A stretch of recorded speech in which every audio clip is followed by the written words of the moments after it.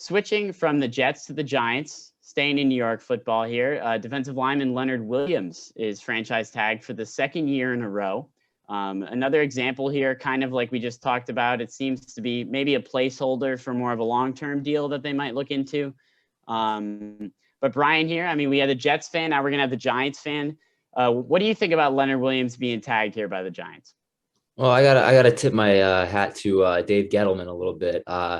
This was a big concern coming into the offseason, what they were going to do with Leonard Williams, and I think doing this for now, it's the best thing you can do. They want to reach a long-term extension, so I really think that franchising him, it's the way to go, and then hopefully along the lines they can reach that long-term deal, and just to have Leonard Williams back on that defense is awesome. I mean, they acquired him in 2019 from the Jets, and it was a move that I think a lot of people were confused about, didn't really make a lot of sense.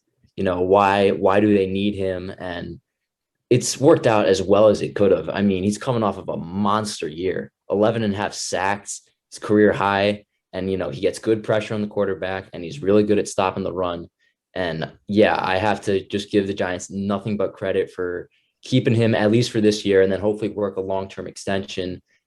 As promising as their defense looked last year, which was a surprise in and of itself, I think that bringing back Leonard Williams, one of the key pieces to that defense, great job. And I really think that he can be a difference maker still. He's still relatively young, so no complaints at all. And I'm very happy that Leonard Williams is going to be a Giant again for at least 2021 and then hopefully beyond.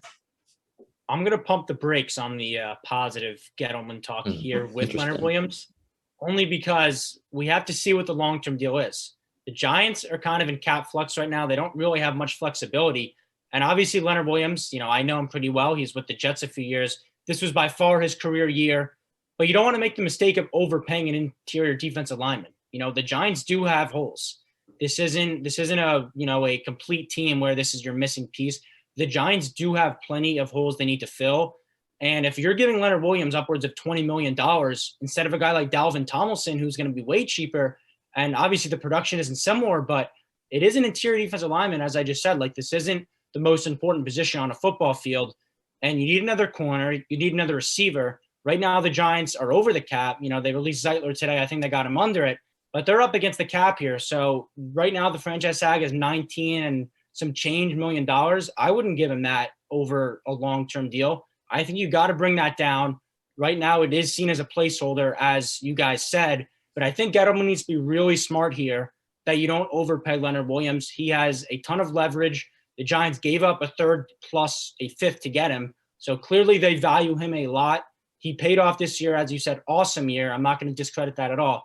But I do think you have to be a little cautious on what you're going to give him, because it could set you back a little bit, right? This team, as I just said, they have other needs. So be a little careful, be smart with Leonard Williams. Just don't give him too much and devoid your football team where it needs other positions. Yeah, I think you mentioned Dalvin Tomlinson. I was going to mention him too, just because that's a great point. I think when the issue with franchise tagging and the bind it puts on some teams where they're tight with the cap space is you put it on one guy, but then you're probably going to lose someone else to free agency, or at least have trouble signing him towards a long-term deal. And that seems to be the case with Dalvin Tomlinson. We'll see what happens there. But I mean, Williams, you can't deny his year last year, and you can't deny how well he played. I mean, he had 11 and a half sacks, career high in tackles for loss. Definitely a very solid player for that defense, maybe a leader for that defense. And I think a defensive group that can get better, like you said. But overall wasn't very bad last year. And sure, there are holes in this team in general, not just on defense, that definitely need to be addressed here for the Giants. But I think you can't go wrong with keeping a guy that really was probably your biggest bright spot on the defense. So I think that's where that positive side comes into it here for the Giants fan and Brian.